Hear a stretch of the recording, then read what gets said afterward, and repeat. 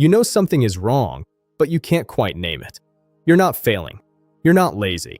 But somewhere underneath the surface, there's a persistent sense that you're not becoming what you were supposed to become.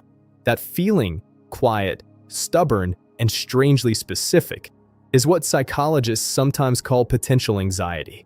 And it's more structurally interesting than it first appears.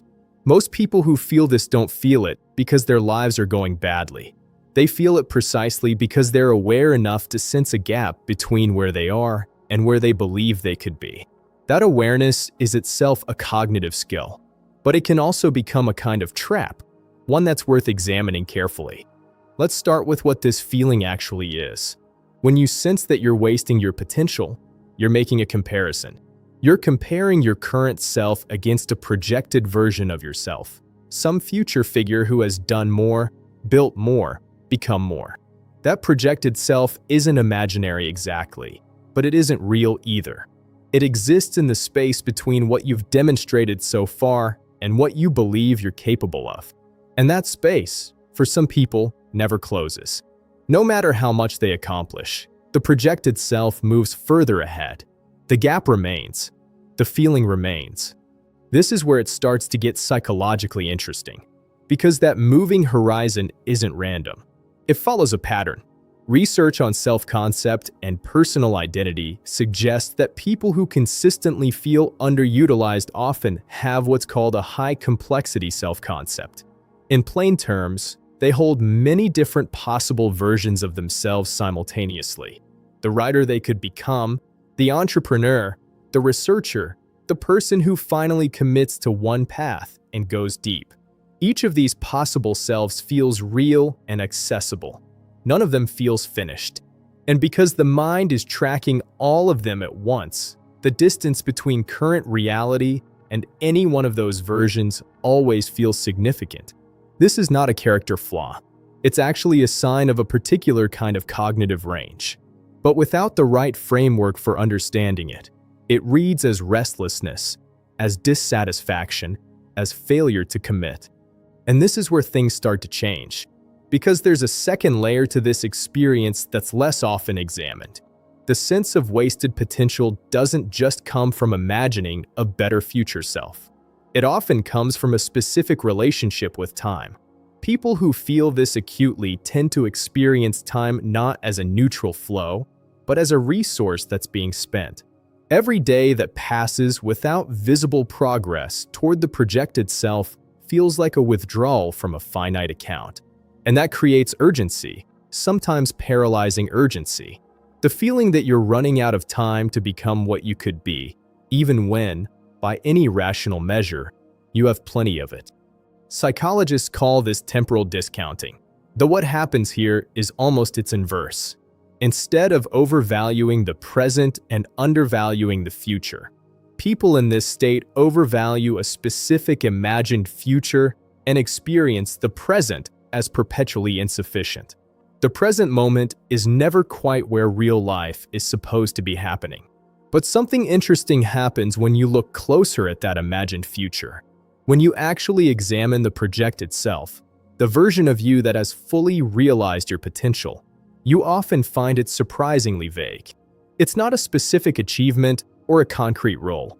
It's more of a felt quality, a sense of full engagement, of finally using everything you have, of being recognized not just for what you've produced, but for what you are. What people are really longing for isn't a particular outcome. They're longing for a specific psychological state, one of full activation where nothing is wasted and everything fits together.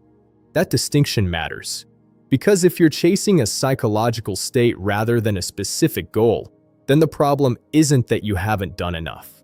The problem is that you haven't yet understood what kind of engagement actually produces that state for you.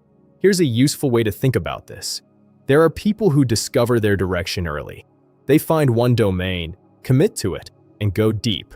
Their development looks like a vertical line, focused, accumulative, legible. Society tends to reward this pattern. It produces visible output and a clear identity. And for the people who fit this model, it's genuinely fulfilling. But there's another pattern that's far less understood. Some minds develop horizontally before they move vertically.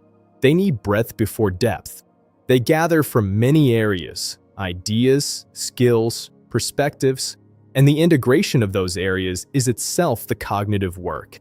This kind of development doesn't look productive from the outside, especially during its early stages. It looks like scattered curiosity, like indecision, like potential that hasn't gone anywhere yet. But what's actually happening, in many cases, is synthesis. The mind is building a foundation broad enough to support something that a narrower foundation couldn't hold. The architecture looks unfinished from the outside, but the structure is real. The problem is that this kind of development doesn't fit the timeline society uses to evaluate progress. By the standards of linear development, a broadly curious person in their 20s or 30s who hasn't yet chosen a single lane looks behind. And internalizing that judgment produces exactly the feeling we've been describing. The sense that potential is slipping away, that the window is closing, that something has gone wrong. This is where the framework shifts. Because what looks like wasted potential from one model of development looks like necessary preparation from another. The question isn't whether you're behind. The question is whether you're applying the right model to your own cognitive pattern. There's evidence from creativity research that supports this. Studies on people who make late or non-linear contributions to their fields consistently show that breadth of experience, even when it appears unfocused, often feeds eventual depth in ways that aren't visible until much later.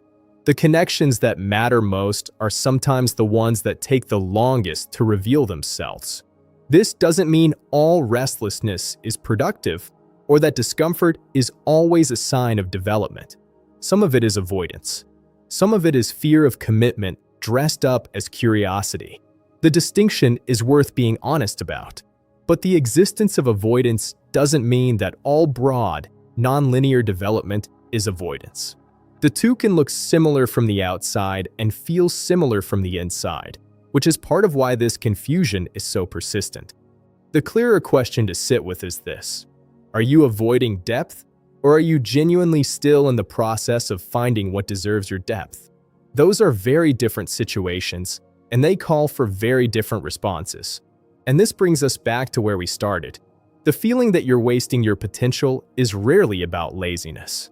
It's rarely about lack of ability. It's usually a signal that something real is being recognized, a gap between what you sense you're capable of and what has so far been expressed. The signal itself is valuable. It means the awareness is there. It means the capacity is there. What the signal can't tell you, on its own, is what to do with it. That depends entirely on understanding the structure of your own development, whether you're someone who needs to go narrow immediately or someone who needs to build a wider base first. Whether your restlessness is preparation or procrastination. Whether the gap you're sensing is closing gradually in ways you can't yet see, or whether it requires a specific decision to begin closing it. That kind of self-knowledge doesn't come from urgency. It doesn't come from the pressure of feeling behind. It comes from the kind of honest, patient observation that urgency actually prevents, which is part of why the feeling of wasted potential, when it becomes chronic, can actively interfere with the development it's trying to push toward. The anxiety about falling short can consume the very attention that growth requires. So perhaps the most accurate reframe isn't that your potential is being wasted. It's that your potential is, in some structural sense, still in process. Not lost, not squandered, still taking shape. And the gap you feel, that persistent, uncomfortable sense that more is possible, may not be evidence that you've failed to become something. It may be evidence that you're still in the middle of becoming it. The middle is never the most legible part of any process, but it is, almost always, the most important one.